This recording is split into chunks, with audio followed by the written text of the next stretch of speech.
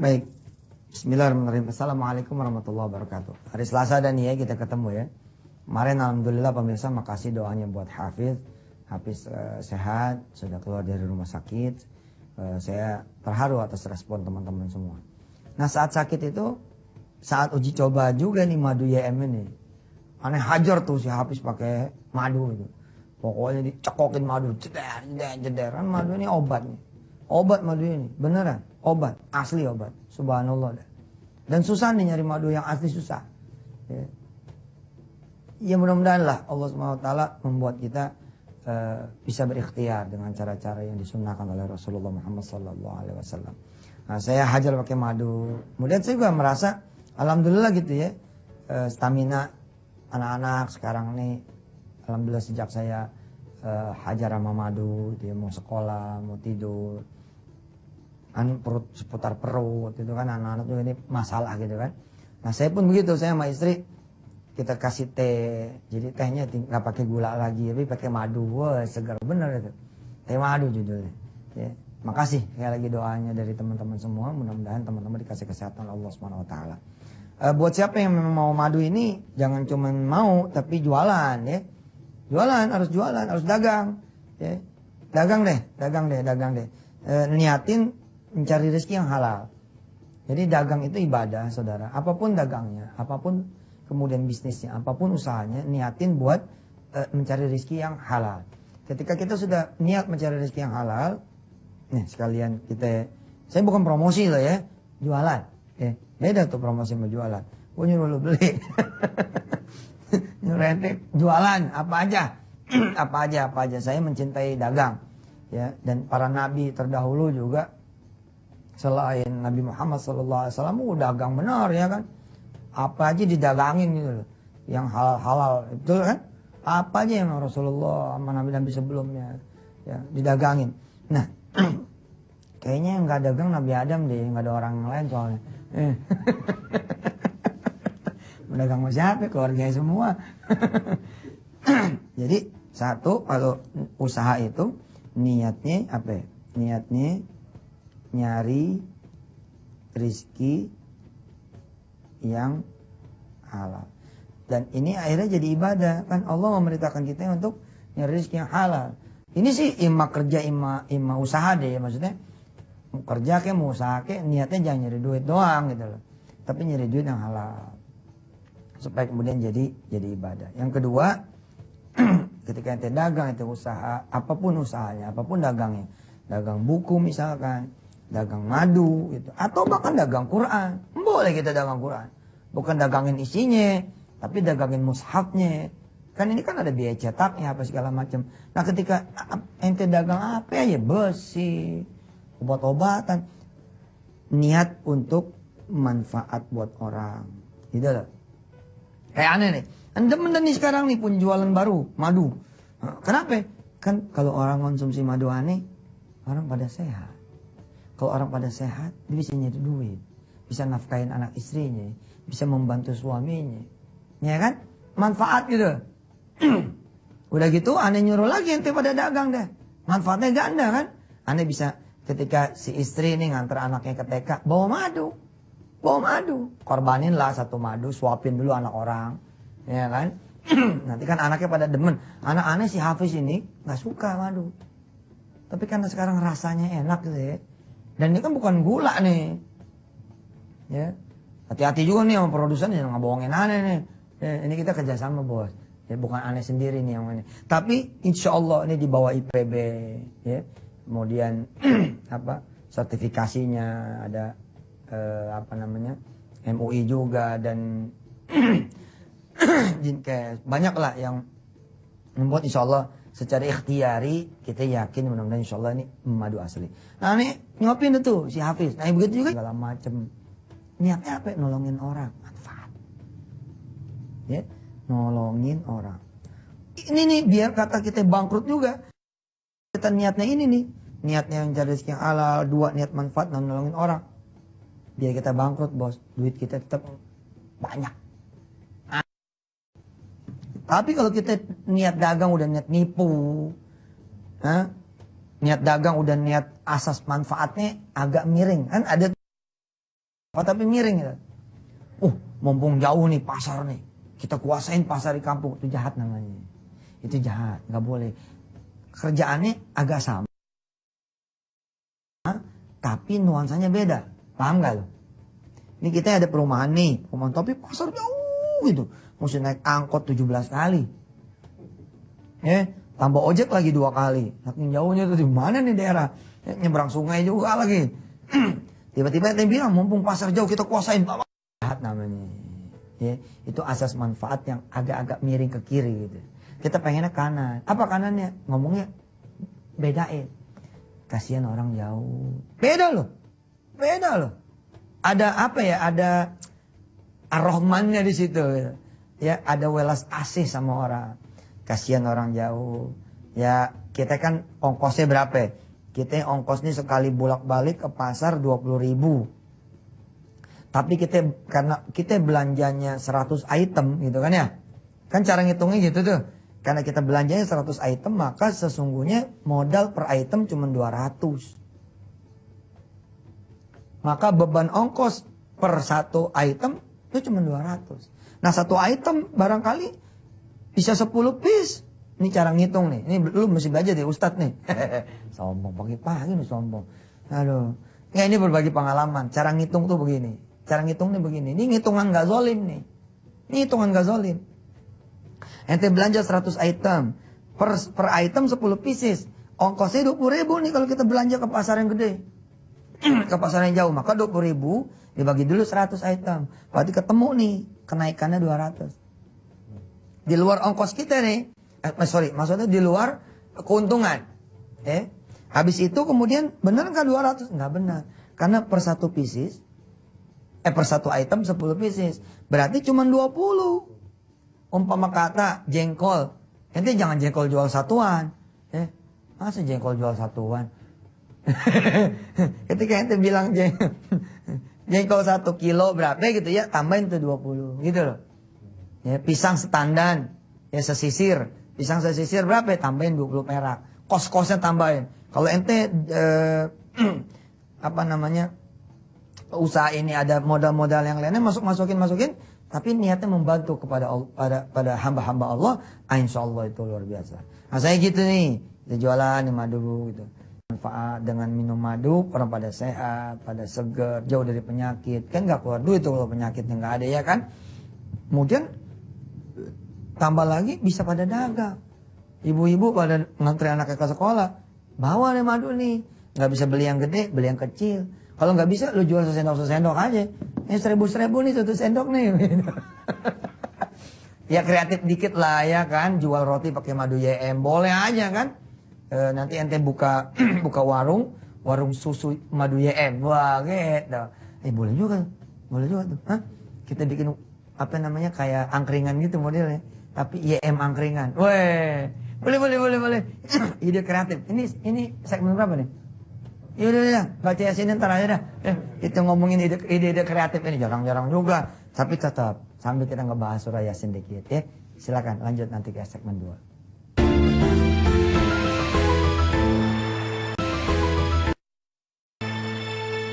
Iya, baik saudara. Kita emang juga usaha awalnya dari ngobrol-ngobrol ya, dari mimpi-mimpi, dari apa. Nah, tadi di segmen 1 kita ngobrol bagaimana madu YM ini ya ternyata bisa jadi macam-macam begitu. Ya, saya tadi bercanda kan di segmen 1, ibu bawa ini sambil ngantri anak sekolah. Ya, jualan itu nggak bisa jualan yang gede, jualan yang kecil. Nggak bisa jualan yang kecil, panggil anak-anak, ini lo jajal dulu, korban lah. Namanya dagang kan korban dulu, ya gak? Hafiz tuh gak suka. Aisyah apalagi. Udah nutup aja kalau dikasih madu. Ya. Tapi kita sedikit gimmick gitu. Apa gimmick? Kita bikin jus, kasih madu. Nah, namanya jadi jus madu YM. Wow, kita boleh nih bikin warung. Nama warungnya apa ya? Warung YM aja kali gitu ya. Yang mau franchise boleh juga nih. Jualan terus. Lah gimana, kita kan hidup harus manfaatnya kan. Kalau bisa ngasih inspirasi sama teman-teman pemirsa, kenapa enggak gitu.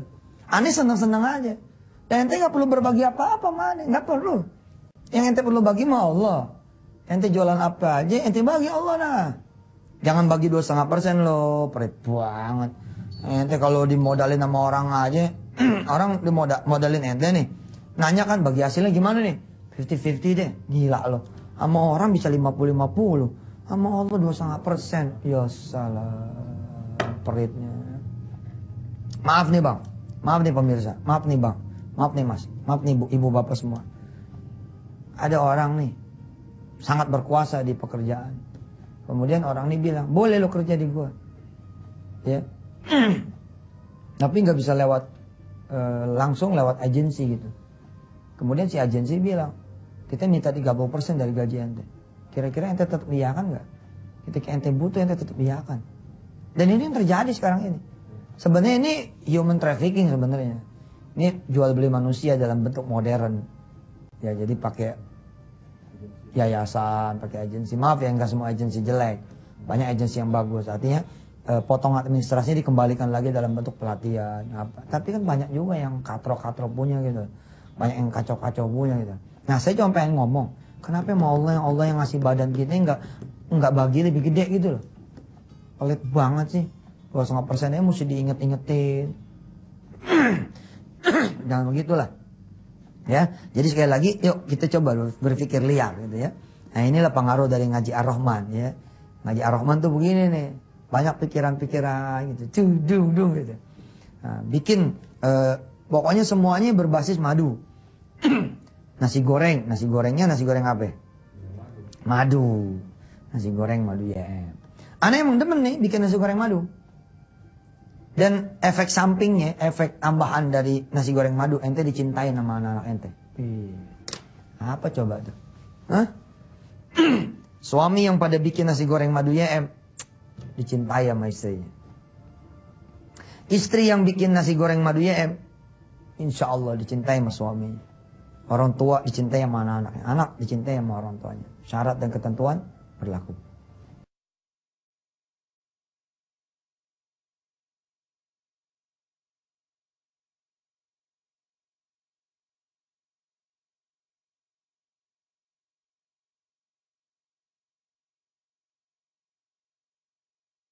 Bu, karena celana kolornya udah nggak dicuciin lagi sama ibu. Karena tehnya tidak lagi dibikinin sama ibu. Kopinya nggak dibikinin lagi sama ibu. Spraynya nggak dirapin lagi sama ibu. Barangkali. Baik itu dia punya pembantu, atau karena emang dia malas. Lakinya pulang nih.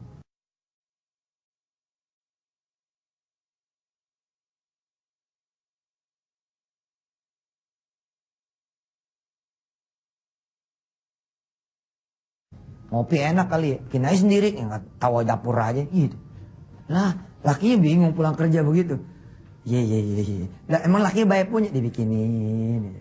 Kan? Kopi madu ya bener loh. Suami jangan pada dikasih gula melulu, gula boleh, jangan kebanyakan. Kasih deh kopi, kasih madu. Nah, ibu bapak semua yang dirahmati Allah, ya tip dan trik ya dicintai sama suami atau cintai sama istri atau cintai sama anak lewat nasi goreng madu YM. Syarat dan ketentuannya, yang pertama pastikan tangan dalam keadaan bersih. Kenapa? Karena kita nggak pakai sodetan, nggak pakai sodet ngaduknya. Tangan. Nggak percaya loh, nggak percaya. Coba ya ibu bapak yang masih pada punya anak kecil, jangan nyuapin pakai sendok. Kecintaan anak lebih-lebih lagi.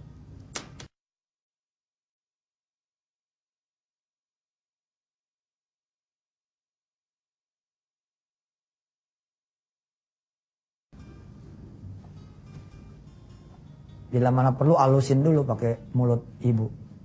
Iya beneran aneh ngomong. Tapi pastikan dulu dia udah sikat gigi. Kalau enggak anaknya tuh jadi mencret lagi. Anak orang tua zaman dulu begitu. Diademin sama mulutnya ini, masukin lagi ke anaknya. Allah. Makanya kita sama orang tua nurut-nurut. Coba nanti suapin anak pakai sendok, ente ganti pakai tangan. Tangannya tangan ente. Tangannya tangan pembantu lu.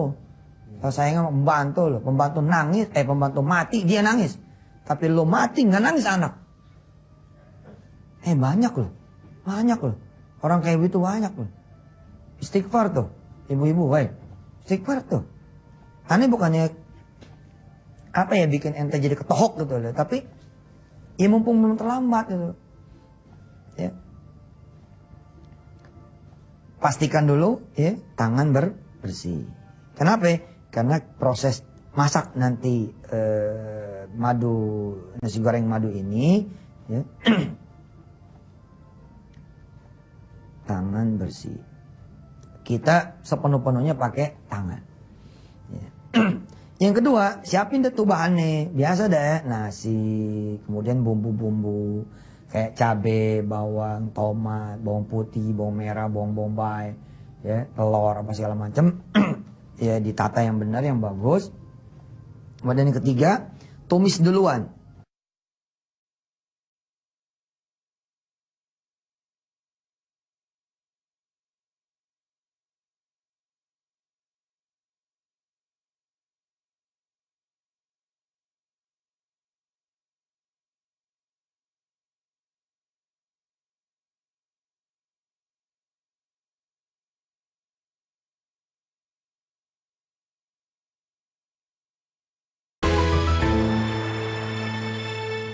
Buat yang baru bergabung bersama RTV, makasih buat RTV. Nah, kita lagi ngomong-ngomong tentang usaha. Bagaimana usaha itu berbasis madu misalkan gitu. Ya, saudara-saudara buka roti madu. Buka kopi madu JM. Buka warung teh, tehnya madu JM. Jadi nanti saya bermimpi gitu ya, mudah-mudahan gitu ya. Nanti ada simbol gitu di warung-warung orang, di restoran. Madu menggunakan madu JM. Wih, berkah dah tuh. Berkah dah. Nah, salah satu tip dan trik anak kasih resep nasi goreng madu JM yang membuat Anda bakal dicintai orang sekeliling Anda. Tapi ada caranya gitu. Apa caranya? Tadi tuh sebelum masak nasi goreng, tangan cuci dulu sampai bersih. Kemudian siapin dah tuh nasi, bumbu dan lain-lainnya.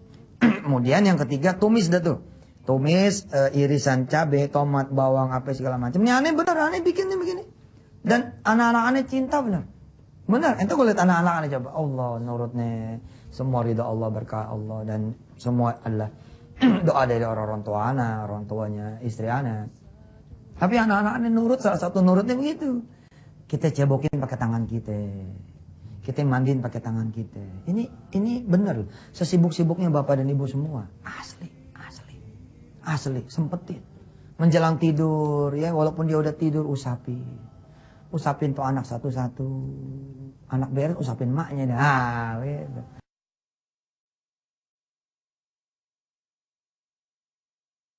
Kamu, ayahnya, papahnya, kayak gitu. Dan anak ini akan mengenang gitu loh. Yang dia panggil papa. Maka ketika si Hafiz itu kemarin waktu di rumah sakit, dia manggil papa sakit. Oh bangga banget saya, Allah. Mama, tante ada dekat kan. Betapa repotnya saya begitu mau disuntik, dia manggil, Bu Yayo. Ya, kok Bu Yayo yang dicari? Ya, Lutfi ya. Orang ikut amanin namanya Lutfi, Bu Yayo gitu ya. Cang Muni. Sedih loh. Dipanggil bapak emak ya Allah. Ibu bapak harus begitu. Siapa yang dicintai sama anak kita? Temen-temennya, narkoba. Pada sayang. Nggak pada sayang. Sayang kita siapin semua. Enggak bos, bukan siapin semua bukan sayang namanya. Jangan disiapin semua. Ente terlibat di sana. Hati ente hadir. Nah termasuk di nasi goreng ini. Ini ar-Rahman loh. Membuatkan dirinya kan. Bahkan Allah bilang aku lebih dekat dari urat leher kalian sendiri. Nah habis itu kemudian yang datang pindahin. Kemana? Pindahin ke mangkok gede. Apa mangkok gede namanya tuh Pak? Baskom. Ya. Aneh ini 5. 5 aneh 1, bini aneh 1 sama pembantu yang pada ikut. Orang yang pada ikut kira-kira 2, 3, 8 piring. 8 piring masuk.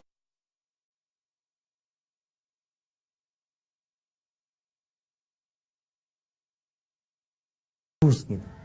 Masukin di ke baskom. Nah, disinilah proses tangan terjadi, bos. Proses tangan sampai sini. Kebanyakan kan tukang nasi goreng atau ibu bapak bikin nasi goreng kan ngaduknya di sini nih. Lihat TV, lihat. Ngaduknya di penggorengan gitu kan. Jangan di sini ngaduknya. Tangan lu melepuh. Tumisannya taruh di baskom. Masukin nasi ke sini. Jeder. 7 piring, 8 piring. Kemudian telur. Taruh di baskom telurnya.